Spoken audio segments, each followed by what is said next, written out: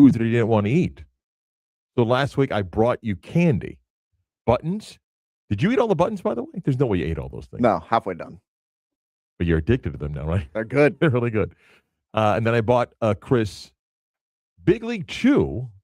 Just so you see, which unopened. he did bring in, and during the show within the show on the stream, Chris is going to put the entire pouch of Big League Chew in his mouth. Are we doing it this break? No. Okay. We will do it. We'll do it after Keith Smith. Okay. So at about 10:30. I'll be chewing that gum for a while. And then I brought Chris a pack of Bazooka bubble gum, and we joked about it because on the package it said new comics. I was excited. I didn't know what that means. Like, is Bazooka Joe now modernized? Like, one of the comics is he's selling crypto. He's got the eye patch and he's selling crypto now, and he's got a Coinbase account. He's pushing stuff to Venezuela. So Chris sent me a text, and at first I had no idea. I think you sent him while I was running, and I'm like, why does he send me a picture of a Kelsey? And then later I'm like, wait, is that so? The comic is what now? You open the piece of Bazooka gum. It looks like what it is just whoever's, I guess, got a Bazooka endorsement, and it's going to be a picture of them. Because I got Jason Kelsey, and then open another one right now. Because then you just did what? And it was a WNBA player? Yeah. So it's no comic? Nope. That's false advertising. Doesn't it say new comics on the It does. the package? I was very disappointed. Okay. So you got a new piece. Hold it New up to the piece. camera. New piece. Yeah. By the way, if you're on radio, sorry. Right. The two of you watching on the stream, it's quite entertaining. So it's Bazooka. Okay, so you open up the Bazooka, classic, the paper on both sides. You got to peel off. Yep. Okay. And I have the comic. And it is what? I mean, what's this one? DK Metcalf. It's just a picture of DK Metcalf? Yep. No comics. But what does the box say? It says new comics, doesn't it? New comics. So it's just a picture of DK Metcalf. Yep. You're going to save these and put it like on a collage in your house? Well, I was very disappointed. The first thing I see is Jason Kelsey. Like, come on. Right. By the way, no, I'm not saving these. No? All right. I don't think they're collectible. So Wait. Open that up. Is DK Metcalf in a generic jersey? Yes. Because they probably don't have the license No. He's not in a Steelers jersey, right? No, he's in a Bazooka shirt. Ah, okay. Sorry. You can see that.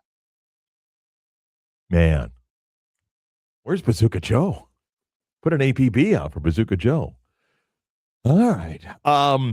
We got a lot of stuff to get to in the program today. Keith Smith's going to join us for his weekly basketball segment. Get ready for Game 2 tonight, Magic and the Pistons, which we have here beginning just after 7 o'clock. Thank God for 7 o'clock game. Man, that's great. So we get that tonight. We'll get Keith's thoughts on these first couple days of the NBA playoffs, and we got storylines from last night. Philly wins at Boston, even that series. Victor Wembanyama's head bounces like a pinball. Oh, my wife yelled at me because she was on her phone, and I rewound and said, "Look at this," and she goes, "Why did you do that?" As his head's bouncing up and down. And then the Lakers beating the Rockets. You ever do that with like gruesome injuries? Like, honey, watch this. And then dude's like leg is like turned sideways. Don't know if I've done that for my wife. I've done it to mine. Really? Yeah. No. My wife gets nervous though watching any horse race because the fear of something happening to the horse and so forth. And when we were at Saratoga a few years ago, there was a race that a horse went down. They had to put the horse down. But she didn't say, let's leave. Daddy was off to a good start. We're not going anywhere. Got to pay for this trip. We'll talk with Keith coming up at 10:15. Pat O'Hara, the quarterback himself, is going to join us at the 11 o'clock hour. More in the NFL draft, which gets underway tomorrow night. So Pat will share some thoughts on the quarterbacks and a little bit of a deeper dive as to what goes on in NBA draft rooms after his decade plus in the National Football League.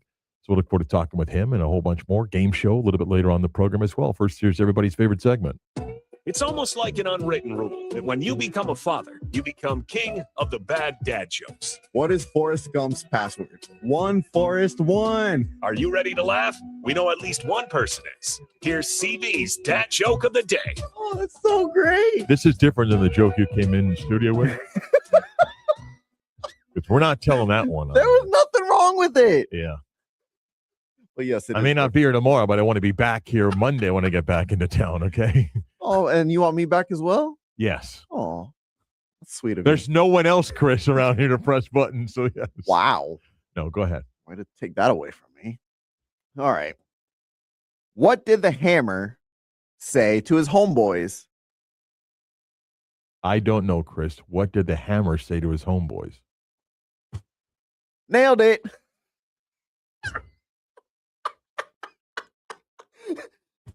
Nailed it.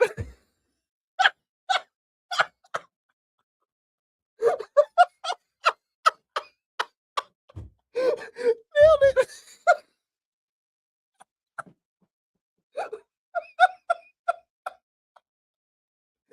I got nothing.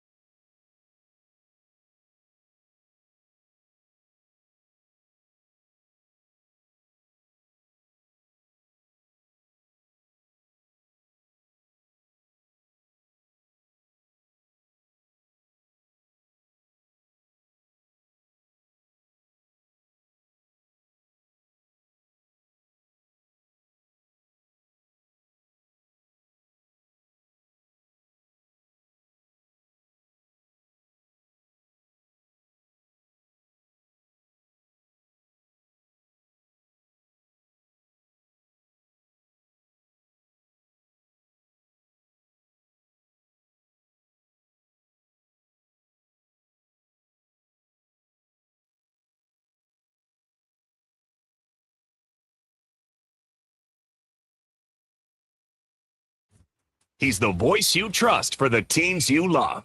You're listening to Marc Daniels and the Beat of Sports. Magic tonight, game 2 against the Pistons.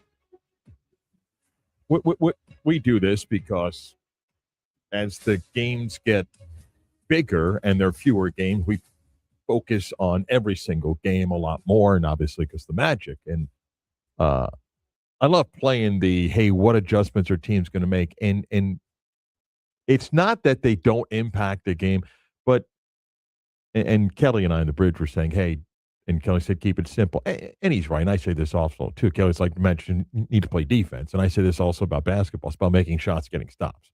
Okay? And it really comes down to that. Like, Detroit can be working really hard the last 2 days. Like, man, we're going to do this. You still have to execute. The Magic and say, hey, let's tweak that. And it still comes down to make shots and get stops. I mean, we'll go back and after the game analyze the Magic win, say they won because of this. And they're doing this. You got to execute, man.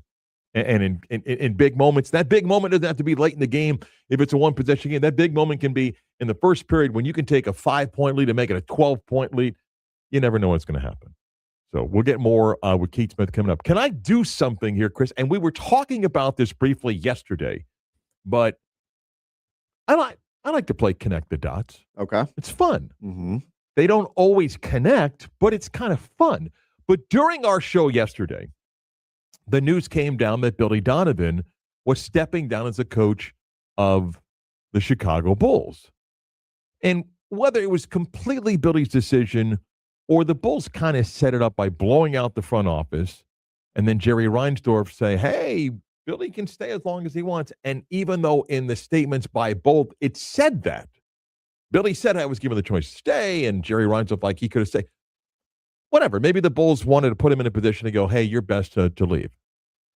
Maybe Billy Donovan knows what he wants to do or what he's hoping to do. But I want to go back and do a little bit of a connecting the dots here. So a couple days ago on Monday, okay, it happens where over the weekend and before that, the Warriors season ends.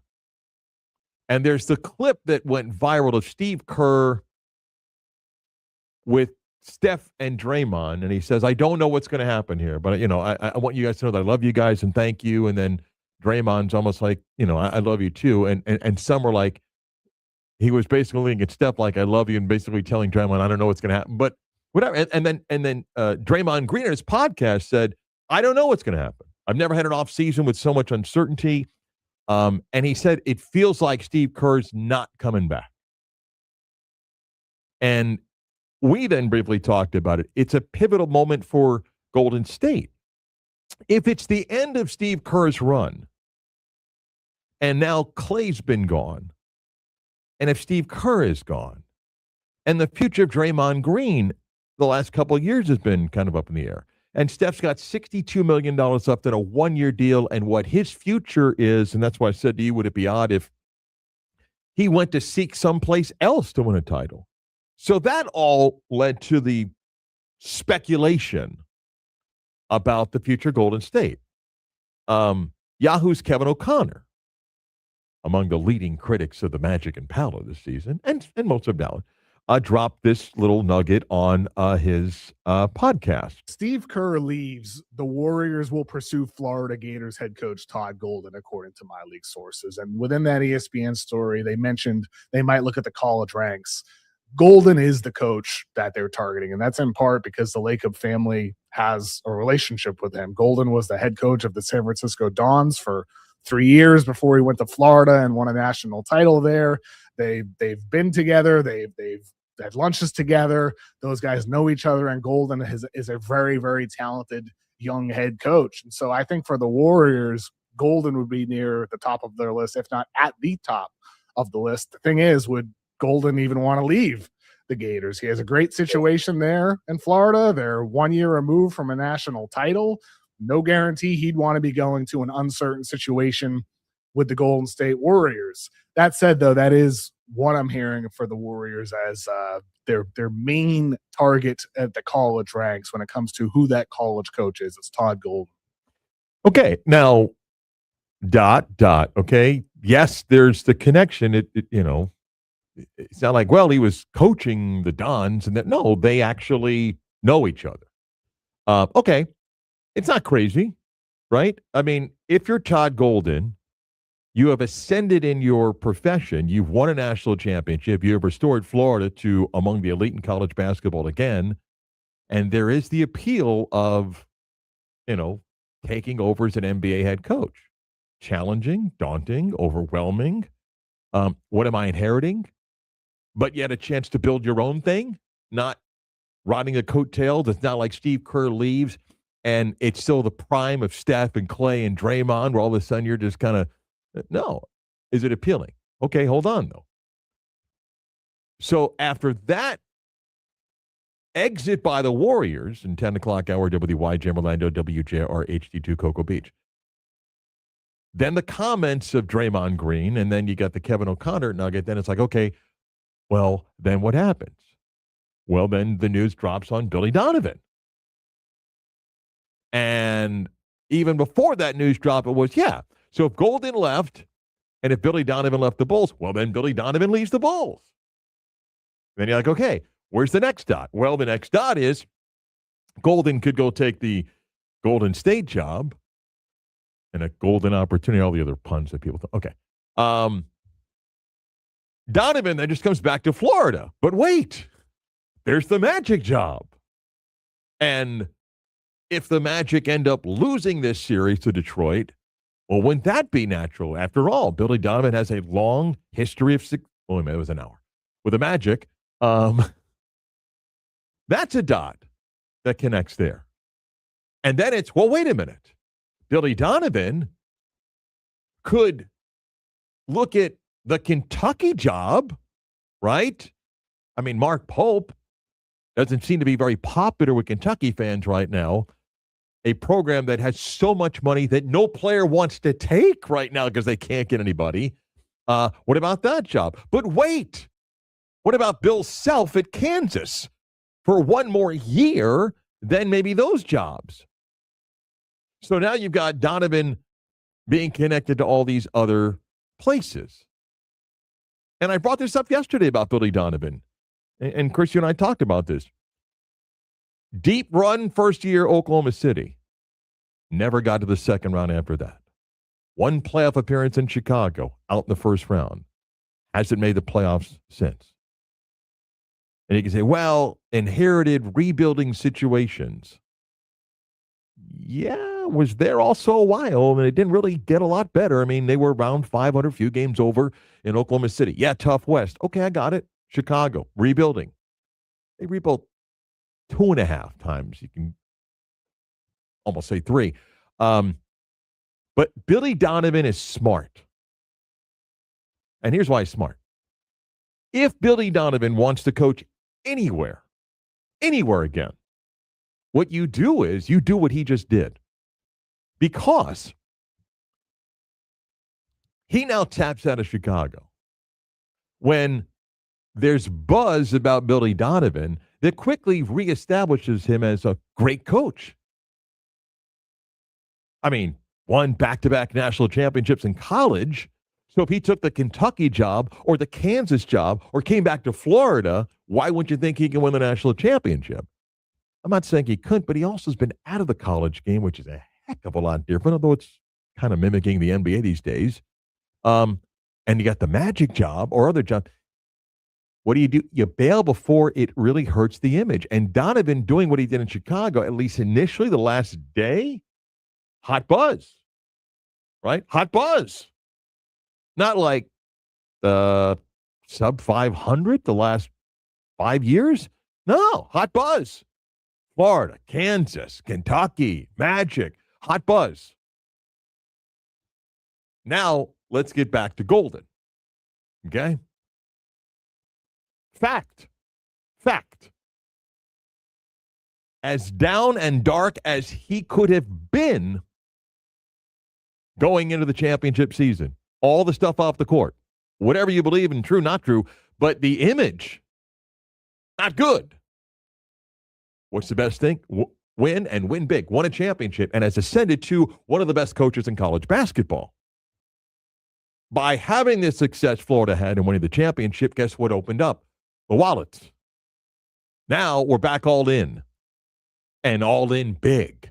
And Florida was aggressive and paid a lot for the roster this past year. And while it did end with a championship and the loss to Iowa, Florida quickly became what? One of the best teams. I thought in February into March, they were the best team in the country. Got beat by Iowa. But he's built something, now knows that he's got the resources. So the year ends, and go back to when the year ends for Florida with that loss against Iowa. Billy Donovan still coaching the Chicago Bulls. At the moment, Hubert Davis hasn't been fired by North Carolina.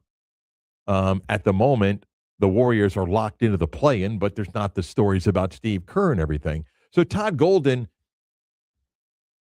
doesn't like how the year ended, obviously. Like, we lost to Iowa?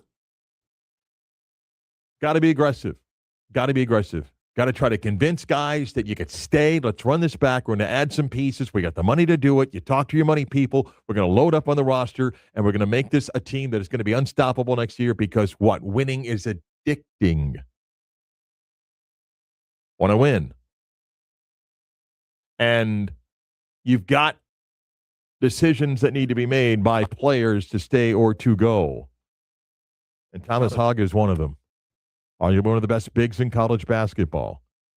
Projected to be anywhere from, let's say, 18 to 30 in the NBA draft.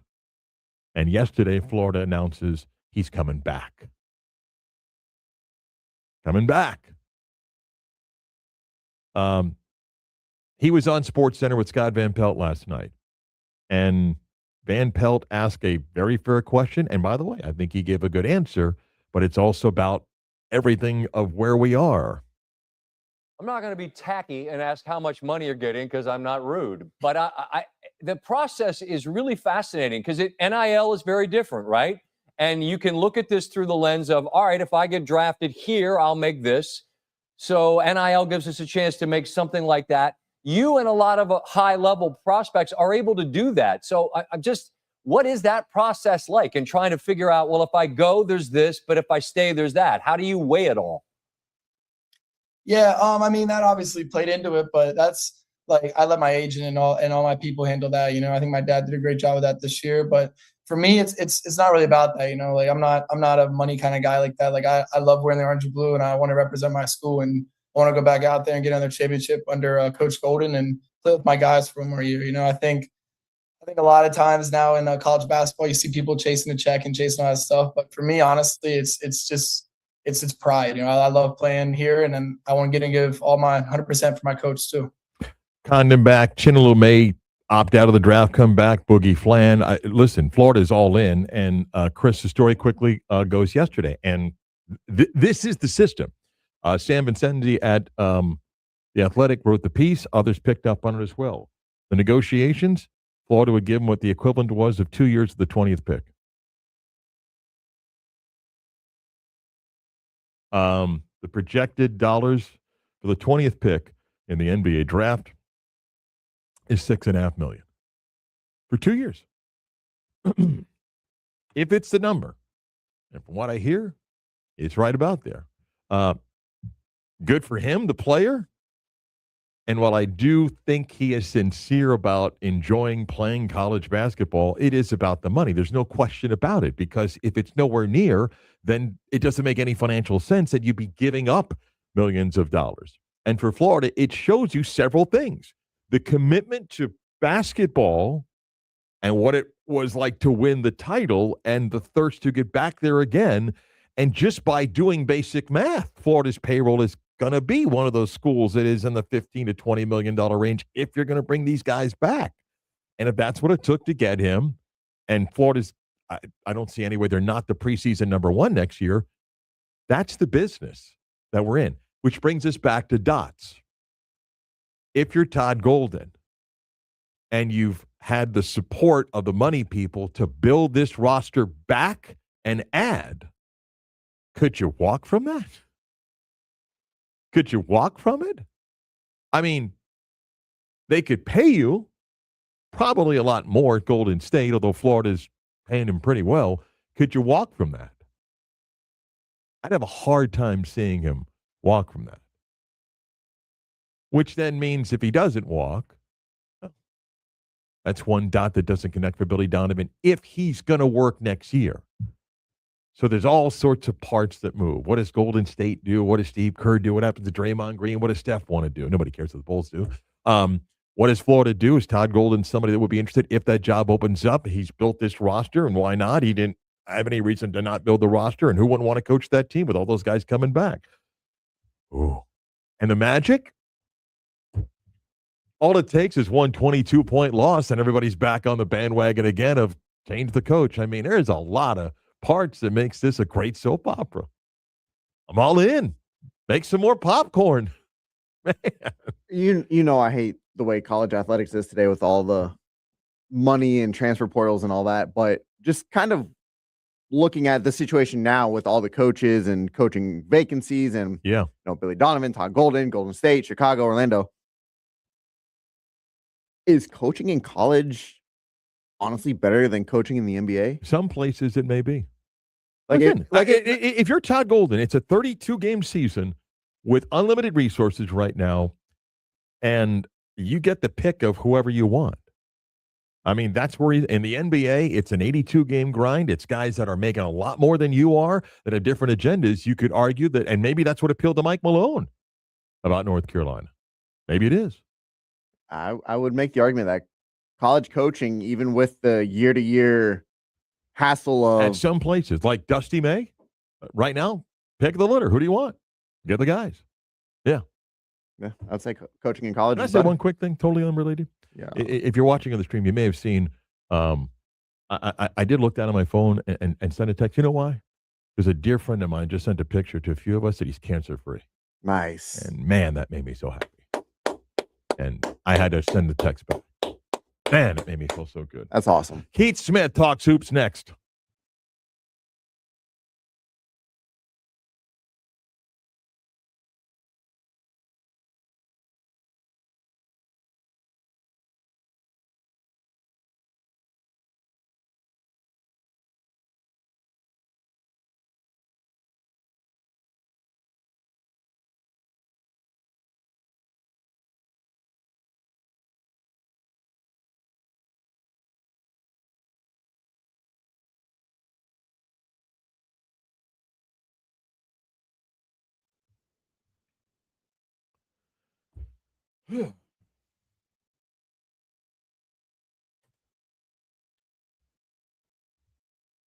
That's the bubble gum. All right. Didn't last very long. Wait, you swallow it? Really? Like in a tissue? Or spit it into the trash? Do you swallow gum all the time? That's gross. I don't think you're supposed to swallow gum. I think it's 9.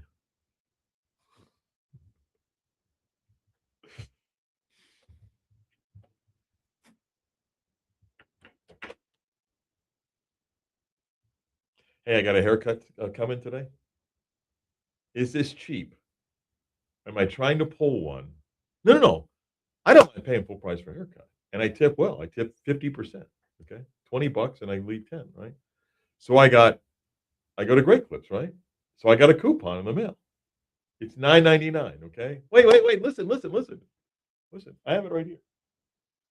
Hold on. I think I got it. Here it is. Well, I just got in the mail yesterday. So wait, I have it right here, right? It doesn't start until Friday. Is it wrong if I just go up to pay and I'm like, here, I've got a coupon? Is that wrong? Because I know it says April 24th.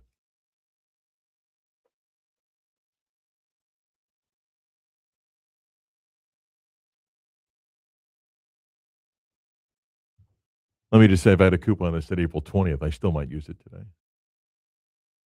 Is it wrong? Because I know it's not good till. All right. Wait, so are you going to swallow the big league chew? Are you eating tomatoes? What are you eating? What is that? Oh, watermelon, because it looks really chopped up into small pieces. But it looks like it looks like diced tomatoes from here.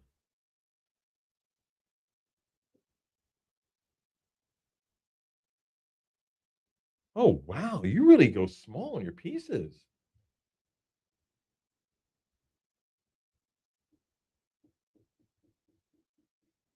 Mm, no. Call Keith. Do something.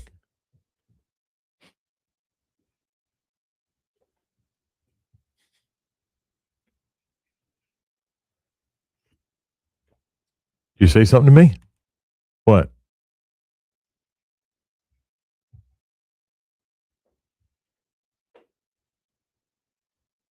Yeah. You don't throw away good Tupperware. Well, apparently you've not done it before that she's reminding you. By the way, the Tupperware that I got those cookies in, washed it in the pantry. That baby's set to be used again.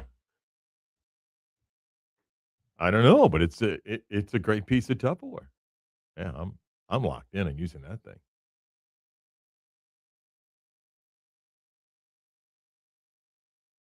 It's a strong piece that would hold something, like if I cooked a chicken breast, I wanted to put 4 chicken breasts and use them in the course of the week. Put them in there and good seal.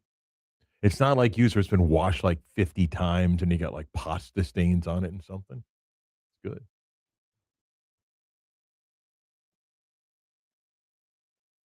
You know the quickest way to do that?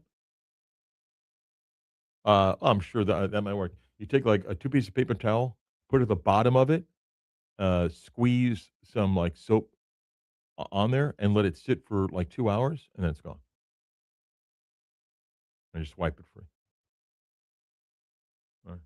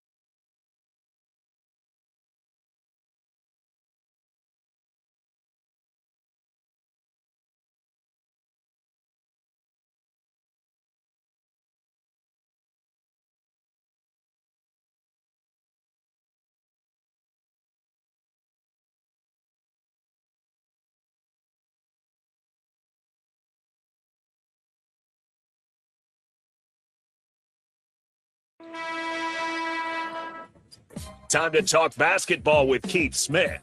The latest on the Magic and around the NBA. Follow Keith on Twitter at Keith Smith NBA.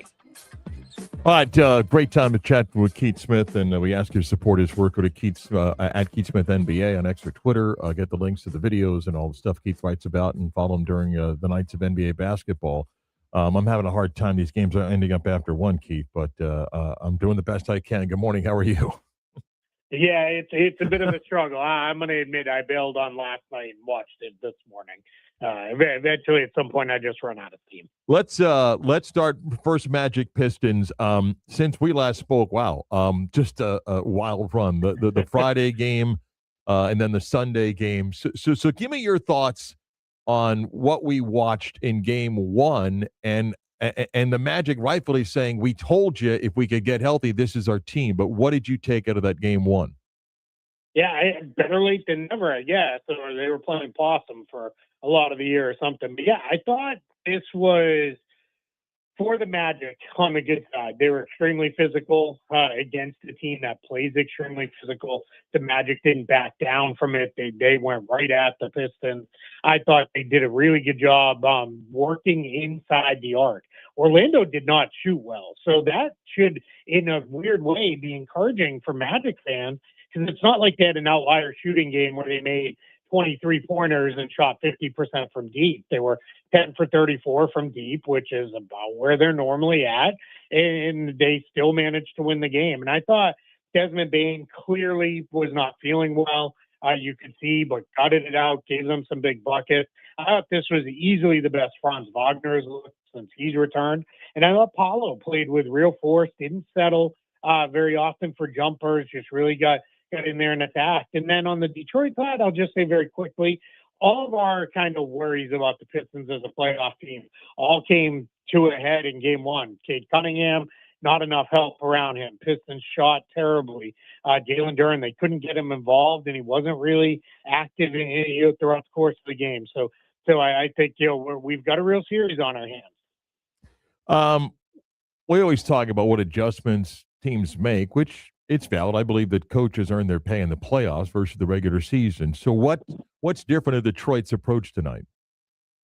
Yeah, I think what you're going to see them do is probably try to collapse a bit more and just say, hey, if Orlando beats us shooting from deep, so be it. But I think they are going to really step back even more than they did against the Magic. I think it's going to be a challenge for Orlando to get the ball inside with that. I think also for the Pistons, I think you're going to see them try to maybe get Dennis Jenkins, played quite a bit down the stretch, but get him on the floor earlier because he can do something with the ball in his hands. I thought Karis LeVert was okay, but he barely played. And if you can kind of get him going maybe a little bit more, that'll also get you there. But they got to get somebody else aside from Cade Cunningham that can do something.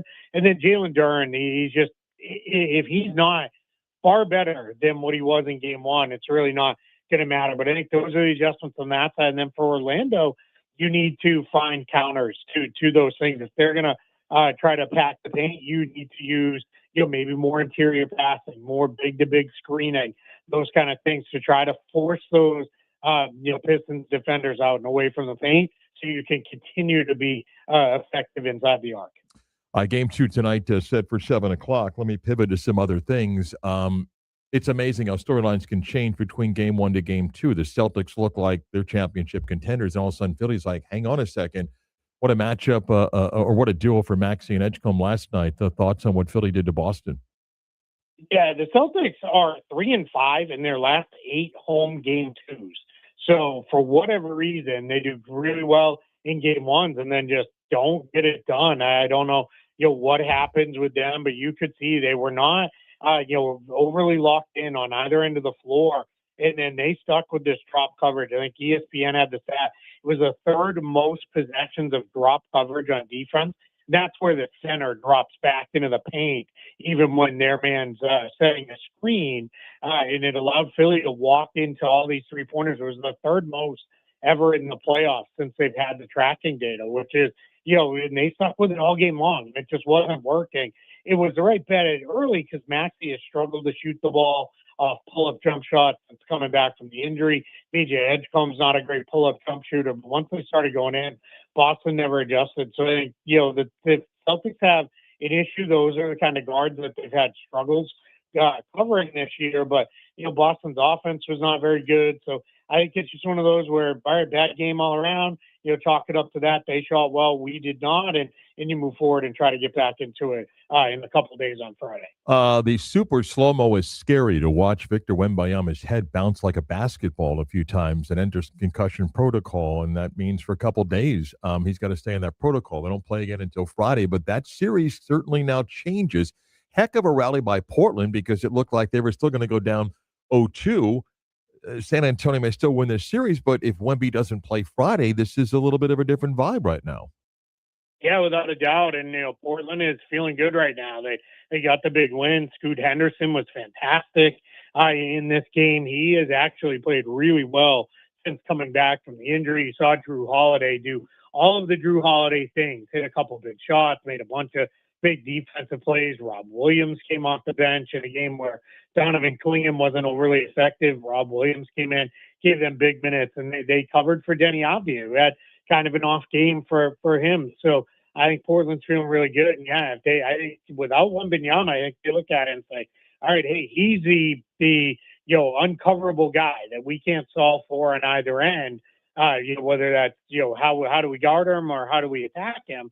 But without him, the Spurs become a lot more guardable. They become a lot more attackable. And I think Portland's feeling pretty good. So let's see what happens. It does sound like thankfully. We'll see if more comes out today. And I'm very much phrasing this with quotations. It's only a concussion for Victor Wembanyama.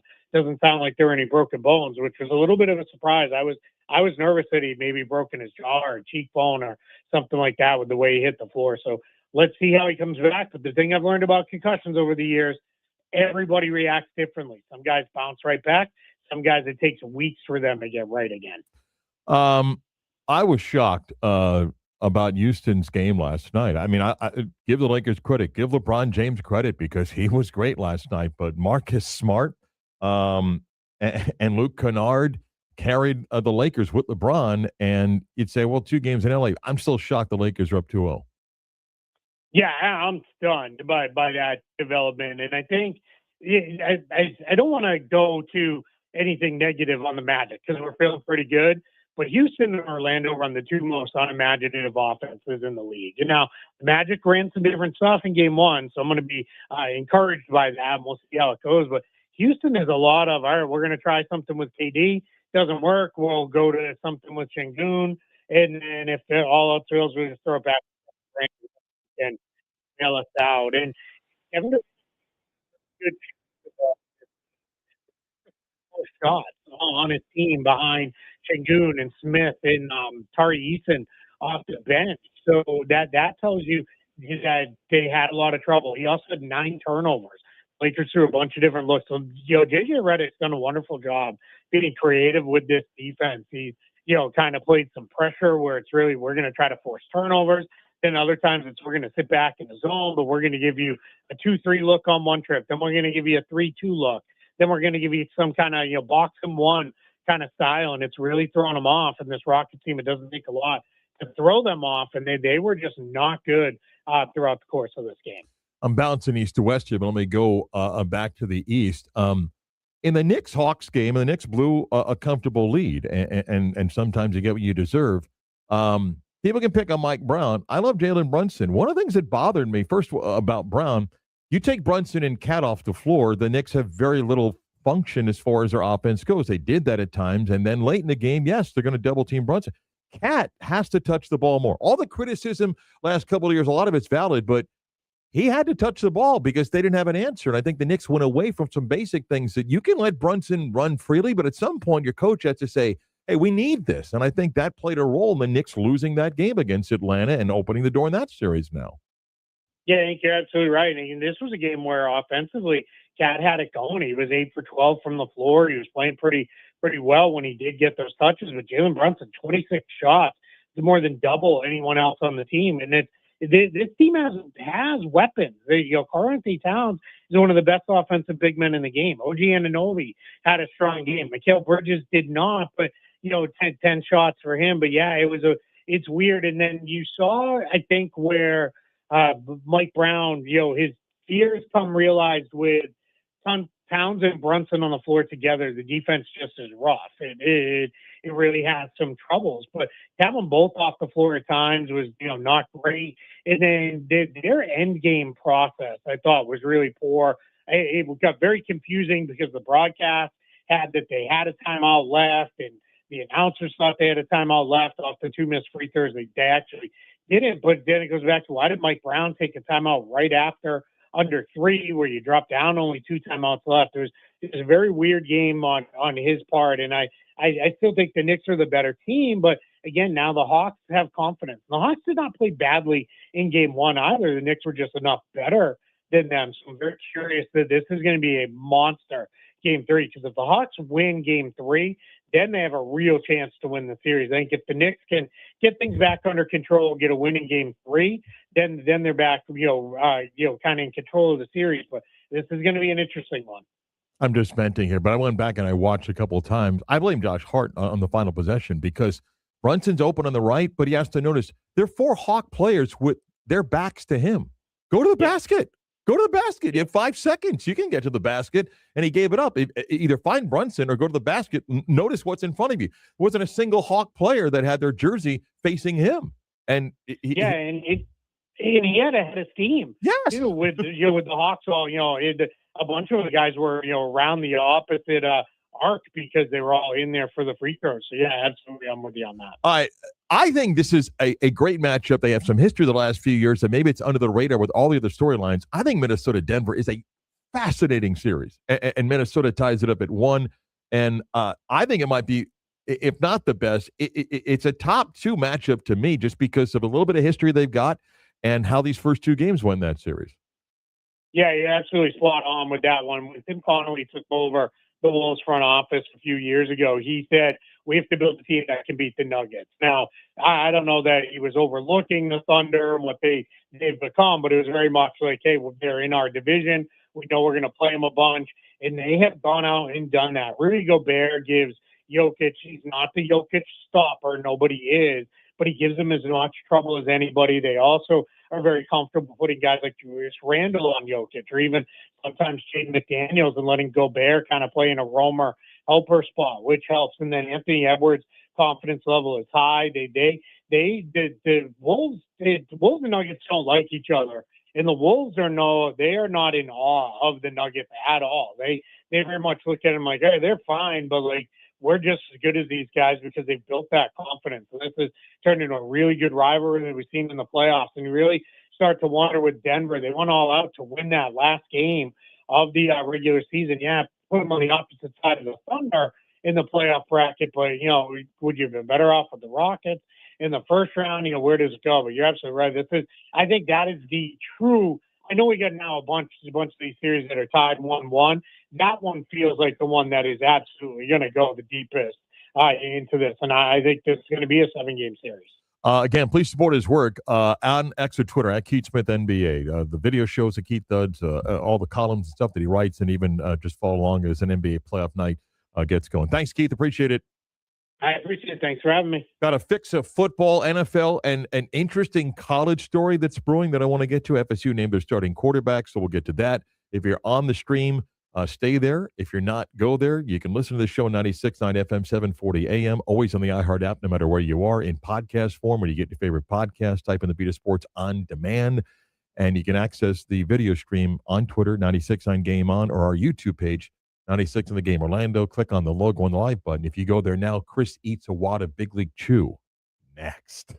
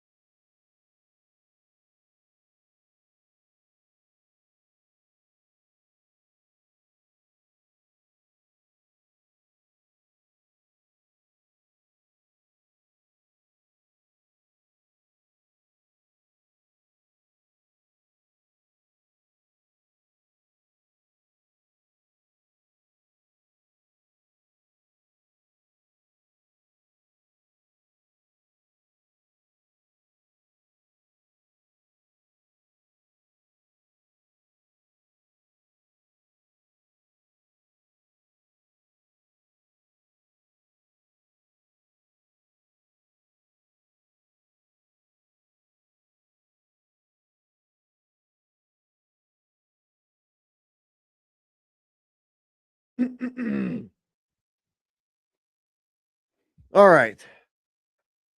Okay. It's a classic Big League Chew. Oh, It's a classic Big League Chew pouch, not that flavored garbage that's out there. It's the regular pouch. And is it soft or hard? Oh, wow. a lot. That was an awkward beginning. Can't take that back.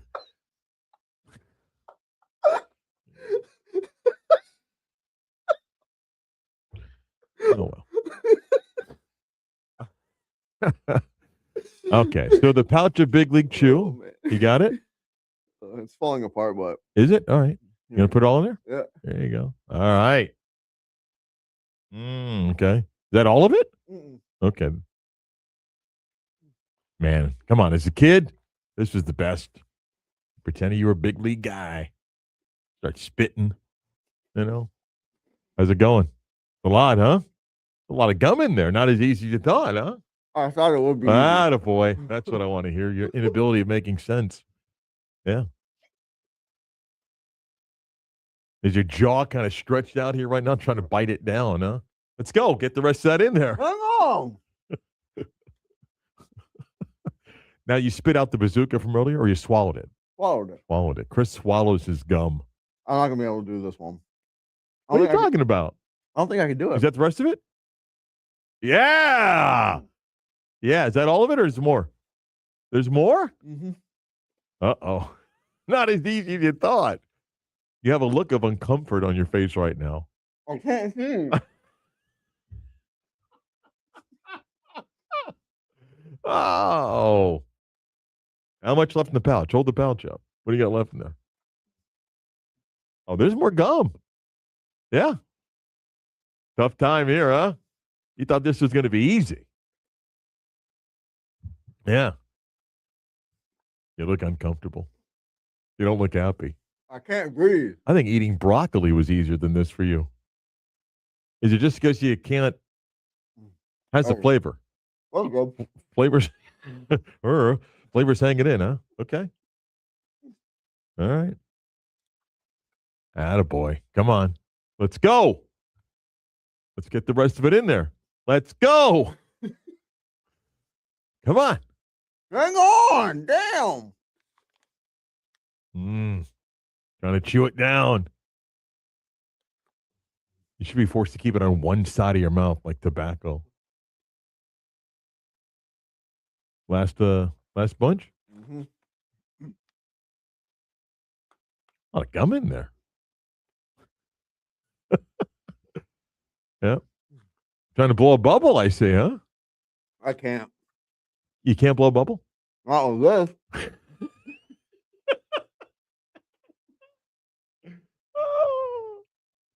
Attaboy. Empty? Nope, there's more in there. Let's go. That's it. Show us the empty pouch. That's it. Okay. Pouch empty. A little bit more, huh? Okay. How's it going? Tough, huh? Okay, empty pouch. How's your mouth feel right now? A little stretched, huh? Getting easier. Jawline, so forth. What? Oh, getting easier? Yeah. A lot more gum than you thought. Mm-hmm. Attaboy. Come on, get a bubble out. Come on. Get a bubble out. You can do it. How's it feel? What's going on right now?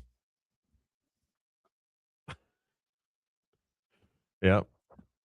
You look like the 8-year-old kid that said I can do it. And he's about to he's about to throw up and wet his pants at the same time. Uh-huh. That's it. 2. Yep. Why are you turning away from the camera? Oh, let us see you. I'm drooling. You're drooling? Oh. Yeah? I'm crying. And he's slurping too. Trying to get it back in. Huh. Yeah. How many, by the way, what do you say? Oh, you're not spitting the gum out, are you? I couldn't do it. Did you spit the gum out? Yes. You did? Yes. Oh, wow. Oh my God. Defeated. I did it. Don't tell me I'm defeated. I did it. I don't know about that. I've been at this station for 10 plus years. I thought I was done demeaning myself here. Hey, you were open to this one. This is different than broccoli or cauliflower rice. You said Big League Chew. Wow, you waved a white flag early there. I got it in. What was the hard? That's now your position. What was the hardest part? You didn't realize how much gum? I did not. Yeah. Oh man. Flavor wise, did it hold? Yeah. Flavor held. There's still plenty Better than more flavor. bazooka? Oh yeah. Yeah. There's still plenty more flavor. It's a lot, but it's a lot Oh of my gum. God. Yes.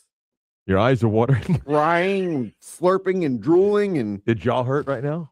Chewing? yeah. I Yeah. tried to get it over to one side, but it wouldn't much. go. Yeah, Too it was too much. much. If I could have gotten it to one side, I think I could have chewed it down and then blown a bubble, but it was just too stretched. Wow. Yeah, I hope you're happy. I am. Yeah. Ridiculous.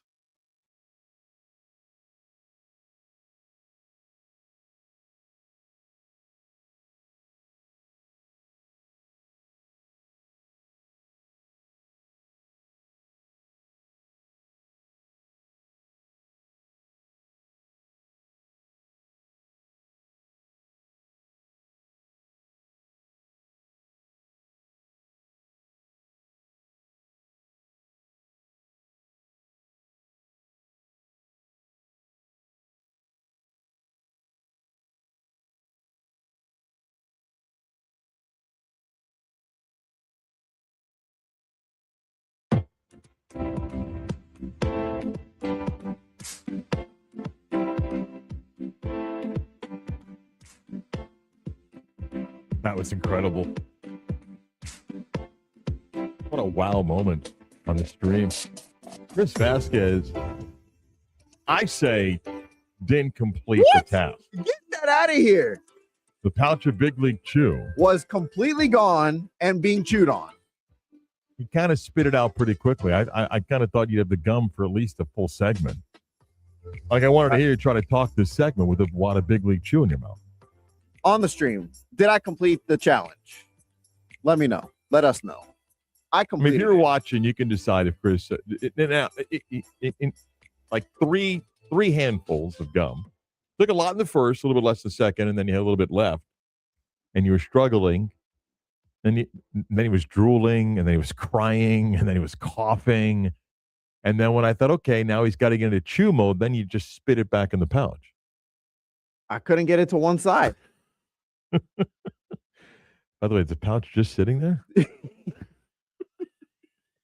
It's just sitting on the counter. Don't worry, the paper. I don't want to see it. I don't want to see it. Oh God, I don't want to see it. Oh. Okay. All right. I'm not quite sure that counts as completing. It counts. I don't know. It counts. I don't know. Pat O'Hara is going to talk NFL Why draft don't with make us. you do it? Hey, I'm the head of this three-ring circus, for crying out loud, man. I tell the animals where to go and what to do. Pat's going to You join call us. me an animal? No, in a generic sense. Pat will join us about 11:15 to talk a lot about the NFL draft. Look forward to that. But I want to do a couple of quick football things here. One, what'd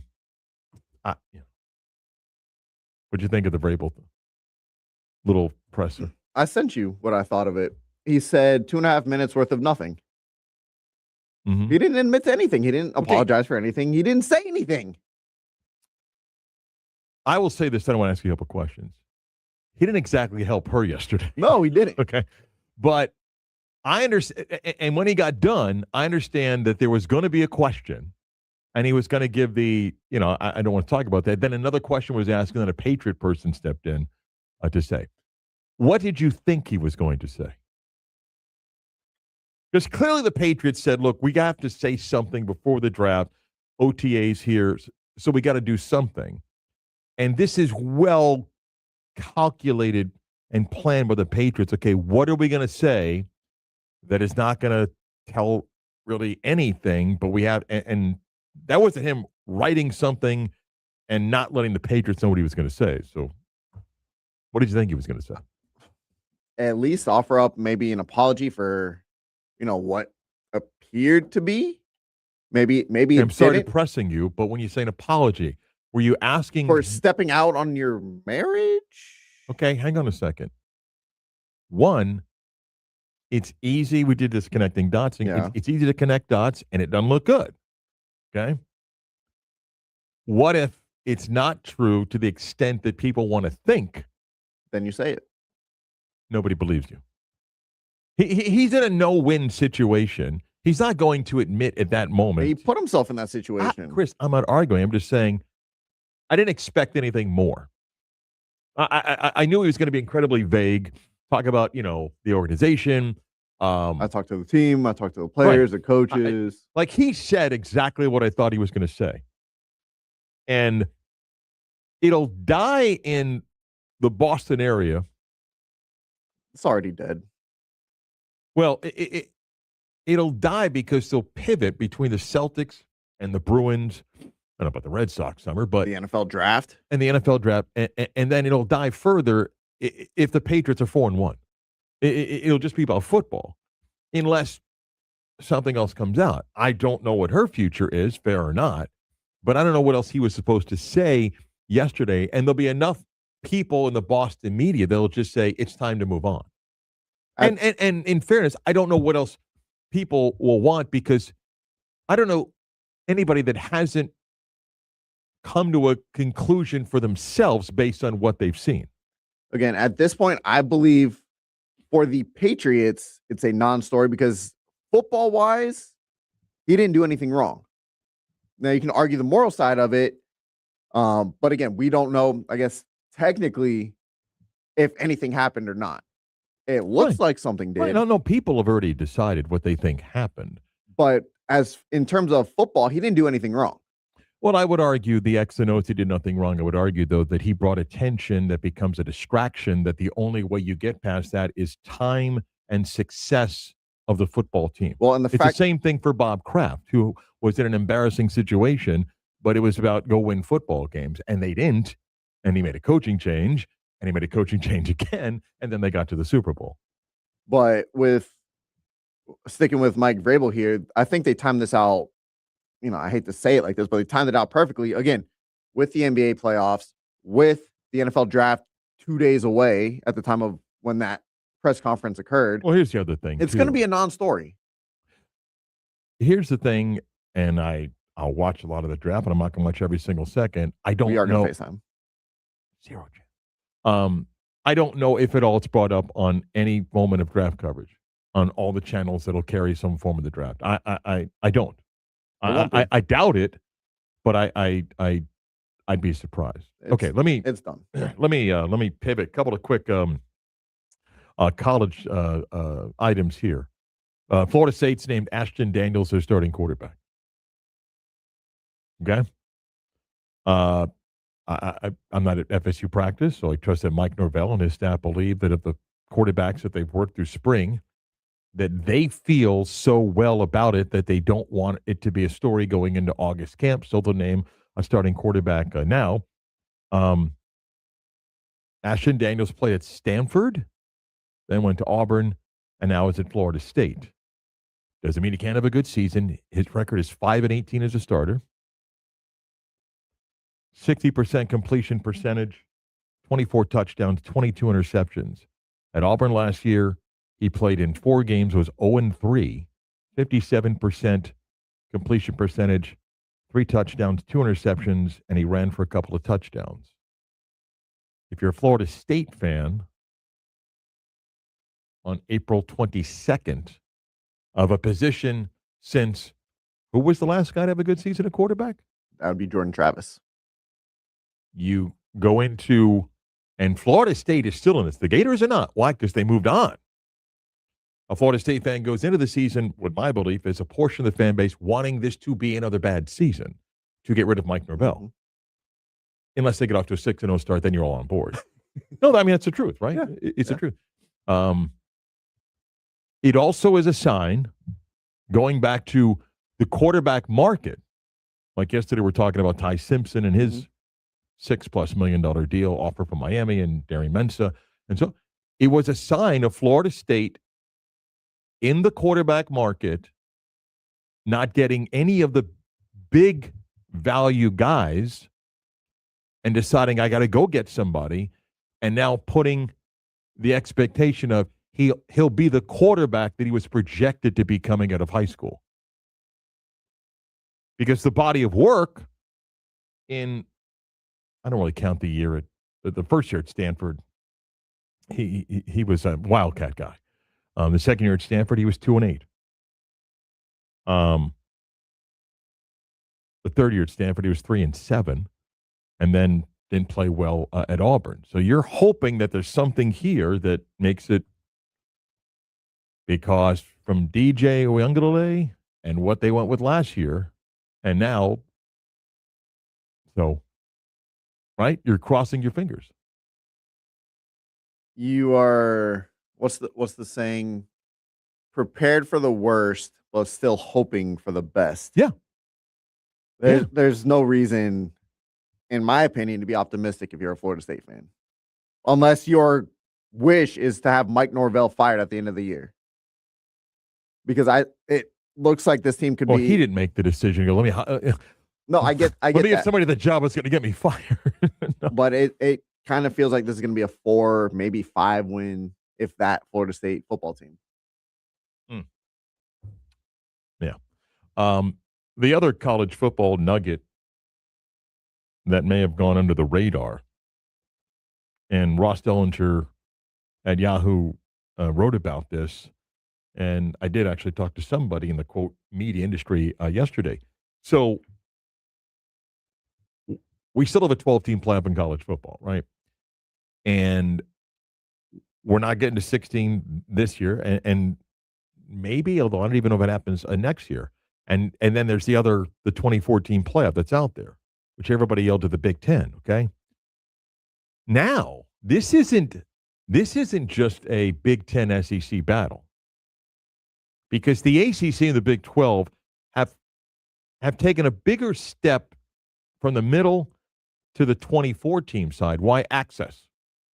Because right now, the loose idea of a 24-team playoff looks like it would give all Power 4 conferences the same number of guaranteed spots. It would also lead to the elimination of conference championship games.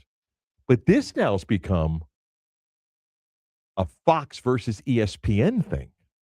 This isn't just the SEC, whose contract is with Disney, ESPN, ABC, and the Big Ten, whose biggest deal, and they got games on CBS and NBC, but the biggest portion of their media money comes from Fox. Well, why does Fox so strongly believe that 24 is the best number? Because ESPN owns the rights to every playoff game up to 14 teams. And they license games out this year to Turner. Remember the playoff games on Turner? They did that. They own the exclusive rights up to 14. Anything above 14 is up for anybody. Well, guess who wants into the playoff game? You're Fox. You want into the playoff game. So Fox is all in on 24 because they would get playoff games. ESPN likes his exclusive right to playoff games. So now we've reached the point, this isn't no longer Tony Batiti of the Big Ten and Greg Sankey. This is now Fox and ESPN fighting, which is another fight, because everybody that says, hey, all it takes is the two biggest conferences get together, super conference, and do away with everybody. Now you got two networks, media conglomerate. They're now going to fight. Fascinating. It really is, because this is the next level of it. And I don't know where it lands. I don't, because ESPN adamantly doesn't want something really beyond 16. They can accept 16 that maybe leads to one or two games on Fox, but they want to keep semifinals. They want to keep the championship game, So now we've got the ESPN Fox battle that's going on here. Yeah. You got that one going. Huh? Gotta love it. Gotta love it. Overexposure. All right. 11 o'clock hour. Pat O'Hara is going to join us about 11:15 to talk NFL draft. We got a game show we'll play with Chris as well. We got the news coming up. We're going to do more in the stream. Yeah, why The not? free for all. Free for all. All right. Ask whatever questions you want. Ask why Chris spit his gum out. Did he actually do the Big League Chew Challenge? Yes. Did he not? We'll do that in the stream. Go to our YouTube page, 96 in the Game Orlando. Click on the logo on the live button or access it on Twitter at 96.9 Game On. We'll do Ask Anything in the stream and then the news coming up.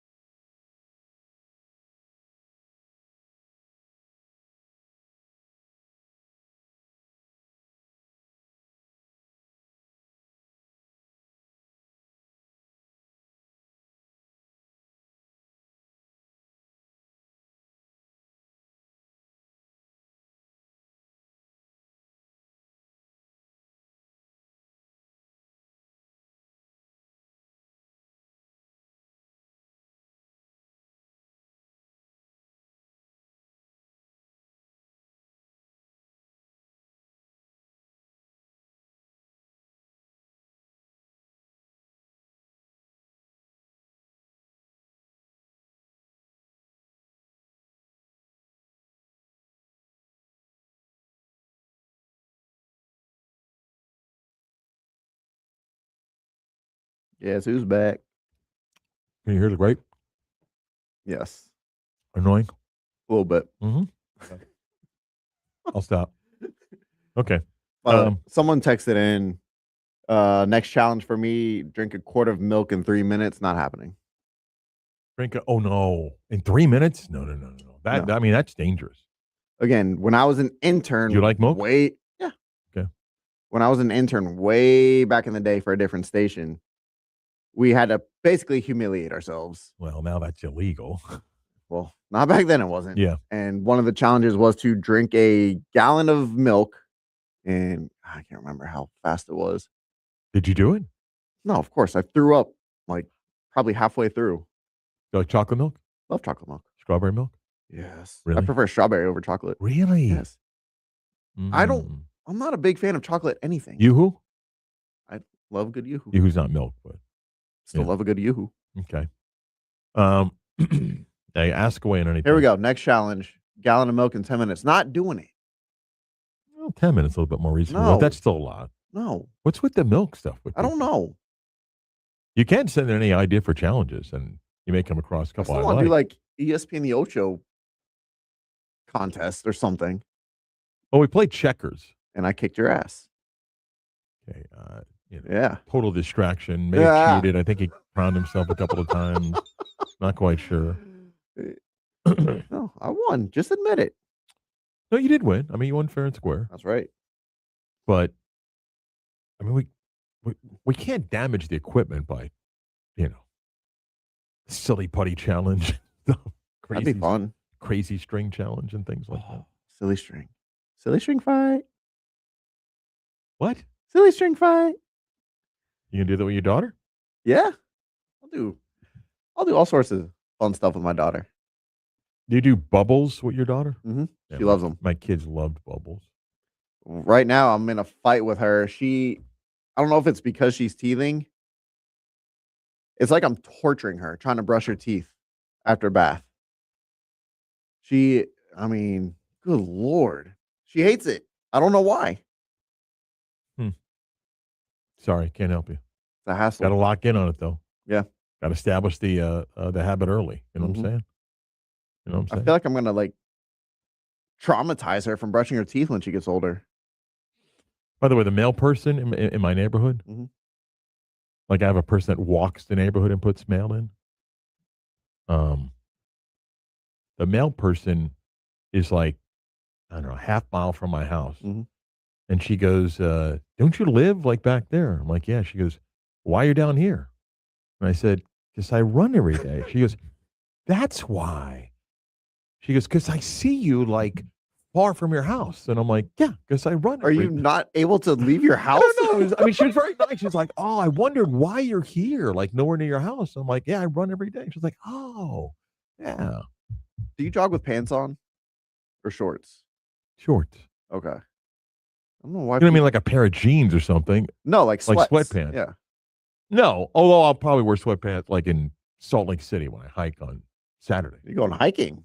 I'm going back to the place that I went, not the mountain that I fell about 150 feet coming down, but the other place that had the long trail that was gorgeous with the snow. But now there's spring colors that are there, so it's supposed to be really nice.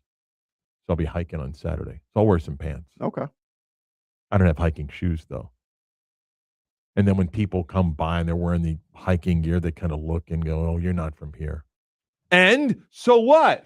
Yeah, I agree with that. Want to do something about it? What was my joke today? Someone wanted to know what the joke was. What was my joke? The hammer. Oh, yeah. What did the hammer say to his homeboys? Nailed it. That's so funny. Nailed it. They're still laughing. That's incredible. That's so great. That's so good. I want to give the joke that I had when I came into the studio this morning. I don't know about that one. It's a little borderline. Yeah. A little bit borderline. That was a good one. I'm waiting for an email confirmation from a station in Salt Lake City. It's going to give me access to do the show on Friday. I just have the fear. Again, I'm asking somebody to do something really early in the morning. And I have a fear that the person is not going to be there. And they go, but just here's my number. Call me. Like, I'm not calling you at 5:30 in the morning. Real quick, someone not on the stream, they texted in free for all question mark talks about his running as a fellow 55 plus runner. I wanted to know his pace per mile and how many miles he runs. I run a 9-minute mile, 4 miles, 4 times a week. I'm a 9-minute mile guy. Okay. My goal You'll have to probably get this. Okay, my goal is though my first mile and last mile at the same time. So I do 7 miles, and it takes me usually between 102.30 and 104.15. And the only difference is lights and crossing the street. But I time every mile, and my goal is that my last mile is the same as my first. So if I'm doing 7 miles, that's how long it takes me to do it. Could I run fast? I can, but to me, it's more important that my last mile is the same as my first mile. So that person's in the exact same time frame as me. Nice. And by the way, someone's giving me grief because I spit out the gum with flavor. Disgusting. Absolutely gross. Yeah. You don't need to get a life. Get a life. We got the news.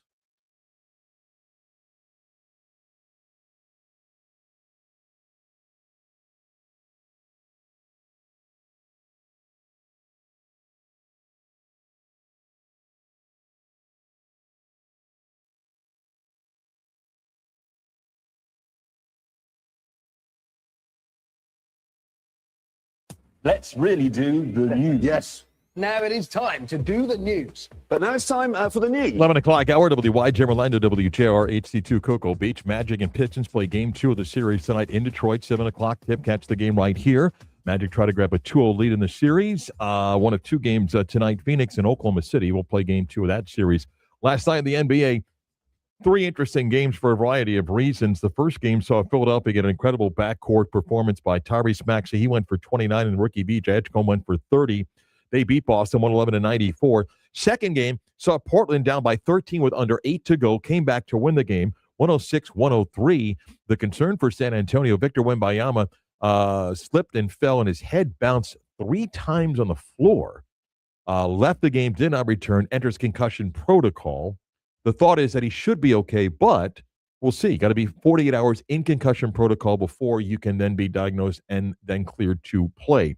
If you missed it last night and it ended late, LeBron James turned back the clock 28, 8, and 7. Luke Kennard and Marcus Smart, big games also for the Lakers. They beat the Rockets 101-94, lead that series 2-0. Lightning in overtime beat Montreal 3-2. Even that series had won. If you're a hockey fan, that's been an awesome series and just flat out fighting each other in yesterday's game. Just dropping gloves nonstop, which was entertaining to say the least.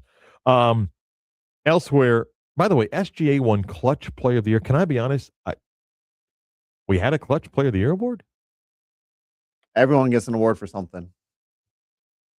Okay.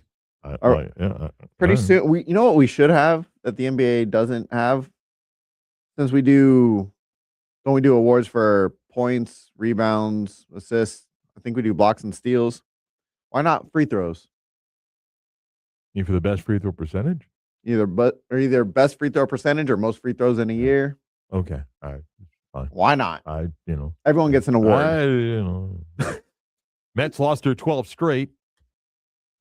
Horse racing, interesting. Churchill Downs bought the Preakness for $85 million. If you're a horse racing fan, by the way, they're going to end up moving the Preakness another week back. So there'll be 3 weeks. It'll be the Kentucky Derby, then the Preakness, and then push the Belmont back another week, which is fine. And by next year, Belmont will be redone and open. So an interesting news there. And what else? I had the story on the bridge about Devin Hester. He's Mr. 57. 57th pick in the 2006 draft, and he gets a lifetime supply of Heinz ketchup. I hope we don't do that for like every single pick now. No, but I think they are. For the 57th pick. No, I understand that. I'm saying I don't want every single like Mr. 4. Oh no, it's just Heinz 57 makes sense. Like that, so they've that I get, but I'm established. saying I just don't want this to become like a every pick kind of deal where you connect some sort of dot. And we're 50 days out of the World Cup. 50 days from now. And if there's enough public pressure, they'll just give tickets away because they've been called out for price gouging. And what a shock. The tickets dropped significantly in pricing. Wow. Which is a fascinating story that I'll save for another day. And again, Magic coverage tonight, 6:30, and the tip is set for just after 7 o'clock. Count me very happy that the games are at 7 and 9:30 tonight. And Game 3 Saturday, 1 o'clock back here. Game 4 Monday, 8 o'clock for Magic and Pistons. We'll see about Game 2. Pat O'Hara, the quarterback himself, spent 10-plus years in the NFL as a coach, will join us, talk some draft with him next.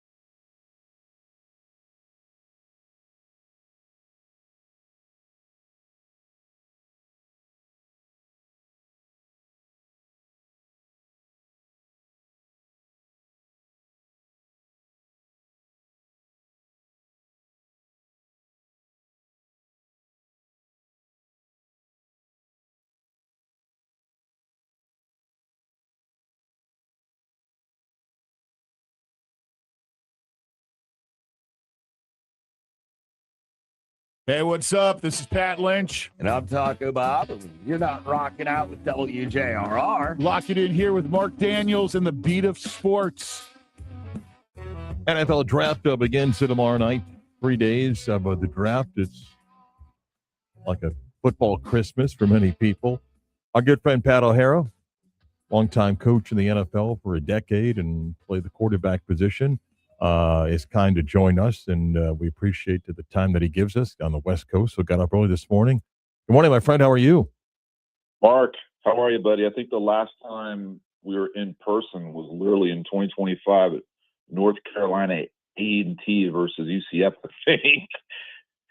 It's been a while. You've been out on the West Coast doing a whole bunch of stuff, and I know you're excited to get back East Coast. Let me dive into this, and let's get some thoughts here. First pick of the draft is going to be Fernando Mendoza.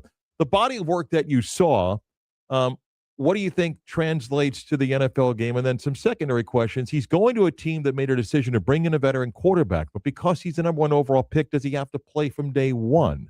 I'll let you answer however order you want. Yeah, first of all, I love Mendoza. I love the makeup of him, the competitive nature, the physical attributes are there. He's a winner, and he's got kind of a unique personality, which I personally love. And the fact that the Raiders brought in Kirk Cousins, and they're giving him $20 million guaranteed. That says, like, hey, look, we're gonna pick Fernando, but we're gonna be patient, let him develop, and more importantly, let him learn from someone like Kirk Cousins. I can't imagine a better mentor to have than Kirk Cousins to do that. And it's interesting. I mean, Kirk's a smart guy. He's not going to the Raiders thinking like he's going to be there and be there as a starter and finish his career as a starter. I mean, he's going there knowing that at some point he's going to hand the ball back to Fernando Mendoza and put his hat on and go on the sideline and watch this kid perform. And for him to go to the Raiders versus going somewhere where there's a lot of quarterback need, like Arizona or the Jets or maybe even the Steelers, his decision to go to Las Vegas with Clint Kubiak and Tom Brady and now Fernando Mendoza, it says a lot about his decision making at this point in his career. And I think Clint and Tom realized like it can't hurt, even though Fernando Mendoza, I believe, clearly was the number one pick and ready to let him take some time to learn and develop and not be thrown into the wolves so quickly. Let's all remember, Mark, Patrick Mahomes sat, his first season and learned in Kansas City, and it certainly benefited him. So it'll be really interesting to watch, and I'm looking forward to it. The other quarterback that may go in the first round, maybe early second round, is Ty Simpson.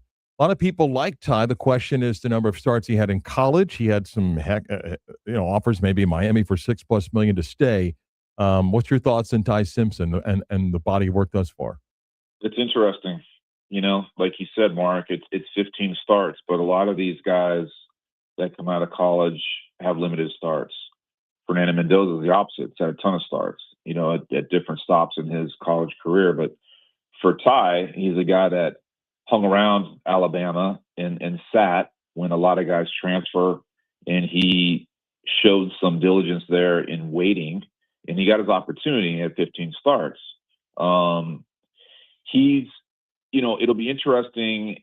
I think it's a little rich to say he's a first round guy, no doubt, but he may go in the first round because the quarterback, draft this year is really Fernando Mendoza, and then there's really kind of a drop off to Ty Simpson, and then there's a huge drop off after that could go a couple rounds.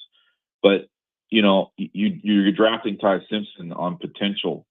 You're drafting Ty Simpson. You could hit on him. It could boom or bust. You just don't know. And with 15 starts, that's difficult. It's interesting though, what Arizona will do. They're going into, they've let Kyler Murray go. They're going with Jacoby Brissett and Gardner Minshew. And, do they draft a Ty Simpson and roll the dice on that early? Or do they try to, I'm not going to say try to tank, are they willing to go through another very difficult season to get out a draft pick, and then potentially someone like Arch Manning or someone in the draft for 27? They're certainly in real rebuild mode, but really the jury's out on Ty. And there's a lot of good film. There's also, against Indiana in the playoff was rough. So with quarterbacks, it's so hard sometimes, but there's upside and potential with him, and we'll have to see. Pat, take me inside a war room before you even get to the draft. You talk about the Cardinals who have a decision to make. Do they stay there? If teams like the Cowboys that have 2 first-round picks that may look to move up, what goes through an organization? Because you got position coaches that want guys, you got coordinators that want guys, you got head coaches that want guys, you got GMs that think, can we move down? What is that like days leading up to and then the day of the draft when you're talking about picks that high where teams want to trade down and trade up? Well, I can speak from a position coach standpoint, and leading up to the draft, there's an in-depth, they give you a list of players to evaluate, and you watch a ton of tape on them. You go maybe their pro day, maybe you go to their school, you get them in a classroom, sit them down, spend 2 days with them, go out to dinner with them, figure out what type of person they are, where they're at, how they learn, and you write them up, and you go into your meetings leading up to the draft, and you just basically try to say what your thoughts are on that player, where you think he fits. Is he a fit? You may have a certain feeling that's a little more positive about ones than others. But I can tell you, Mark, like at the end of the day, that draft room, the door's shut, and the position coaches, we're not in there. And I can tell you, in 2018 with the Tennessee Titans, there was a few players that were higher on my list at the quarterback position. And one, it was a shock when we drafted Luke Falk, and I love Luke, but we drafted Luke Falk, I think in the 4th or 5th round at that time. And Matt LaFleur was our offensive coordinator, and we both looked at each other and shrugged like we had no idea. They never asked us about him. We never even thought he was part of that decision making. So there's a lot that goes into it that's above the position coaches' heads, and you just hope for the best. The Dolphins are a team that needs a lot. They also have 7 picks in the top 100, which is a lot, and there's different strategies to it. So give me thoughts on what Miami's doing, which was to bottom out and yet sign Malik Willis, made some trades, may make another trade if Devon Achane stays or goes, and then you don't have to use all the picks. You may want to look for some draft capital in the future. So thoughts on what Miami has done and where they're at as they have a bunch of picks coming up here. This is interesting. They have 2 picks in the first round, Mark, right at 11 and 30. And then, like you said, they have 5 more picks in this draft. And so you have to me, you kind of got to look back at what's just transpired in Miami. They've moved on from Mike McDaniel, and they hired a defensive-minded coach from Green Bay and Halfley. So, you kind of, when you change coaches, a lot of times you go the opposite route of what you've gone before. And so whatever has been said or not said about Mike McDaniel, an offensive guy, a guy with his certain presence, and now you're bringing in a defensive coach, defensive minded. And, whenever Miami in the past has gotten into the late month of the season and have to go play, in extremely cold weather, it's been tough, or get in the playoffs, it's been tough. I think with this new GM and new head coach, defensive-minded head coach, they're looking to get tougher and bigger, stronger and meaner, and not this perception of this like Miami, South Beach team. And I would imagine that's what they're going to do. And this draft, there's a lot of great defensive players in it that are big, strong, and fast. I mean, they broke records at the combine this year. So it'll be interesting. On the side note, I'm so happy for Malik Willis. We drafted Malik Willis in Tennessee in the 3rd round, and who had never been under center throughout his whole football career, dating back to Pop Warner, never called a play in a huddle. Everything was new to him. And so, he and I spent a lot of time his rookie year learning how to call play in the huddle, learning how to get under center, and doing all those things. And he's such a good guy, and I'm really happy for him. Miami's lucky to have that guy. So that'll be fun to watch him play. What was that like With It's someone wi- that's like, what do you mean under center? it's wild. And Mark, you and I have talked about this. This is common. The college game is different. Obviously, different level, but the geography of the game, the field, the hash marks are different. In the NFL, the hash marks are right in the middle of the field. College, those hash marks are wide, and which spreads out defenses, and you can get on the ball and go fast and throw bubble screens and get in a shotgun and go and play fast break football like you do on a basketball court. It's different in the NFL. So there has to be some under center. There has to be, you got to call some plays that are a little bit longer. You're not just clapping your hands a shotgun and getting the ball or looking over the sideline, and the coach gives the play call to everyone so the quarterback doesn't have to do it. That just happens in high school and Pop Warner and college, and they get the NFL, and it's learning all over again. And play action pass game is a huge part of the NFL under center. And if you've never taken a snap under center and turned your back to the defense, it could be alarming. and that was a lot of work. That was a lot of early mornings with Malik. He would come in early, and I'd get him out of the office and go into the bubble, and literally we'd walk through and call plays, and it was just him and I, and we did it every morning. And I'm just so happy for him. He's an unbelievable person, and there was a lot of work there, and I'm happy for him. You've been with teams where it's running back by committee. Jeremiah Love may be, quote, an ex-franchise back. How do you assess that, if it's the right guy and the way that position has worked and how you pay running backs, and yet he may be the next hit guy, and he's very interesting because could the Cardinals take him at 3? Do you try to scare people and say, we'll take him and a trade's up? What's your view on Love and the franchise back being drafted so high in an era where we don't typically do that? Yeah, well, I think it's important to understand how NFL evaluators, look at running backs. And you label running backs in the evaluation in a couple ways.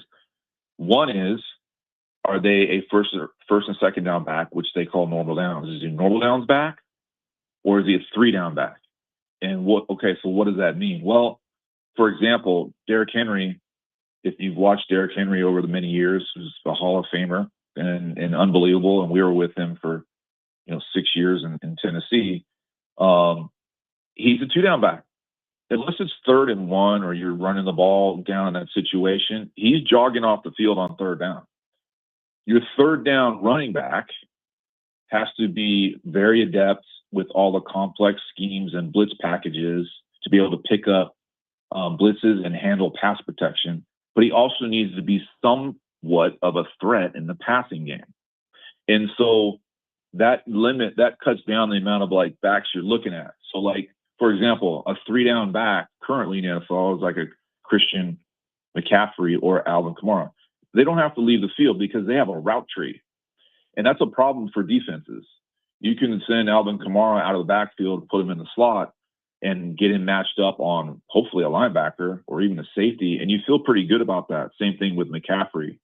So that leads to more snaps for that person. Jeremiah Love is a 3-down back, and he's a very unique one, and he can create problems for defenses, obviously, not just on 1st and 2nd down, but on 3rd down. So he's a 3-down back that doesn't have to leave the field. He's, by all accounts, he's very bright, can handle the different schemes as far as protection on 3rd down, but he also has a route tree, and he's a threat, and that makes him more valuable. So I could see him. I see him going in the top 10, maybe top 5, but probably somewhere around 5 to 7. I don't know if Arizona does that right away. Maybe the Giants, get Jackson Dart, you get Malik Neighbors, and you got Scattaboo, whatever the hell his name is in the backfield is fun to watch, and then you got Love, and you help that young quarterback in a tough John Harbaugh new scheme in New York, run the ball. They made a mistake getting rid of Saquon Barkley, arguably. Maybe you bring in Jeremiah Love, and it satisfies some of those needs. Good stuff, my friend. Travel back home soon. We'll catch up, grab a bite, and appreciate the time.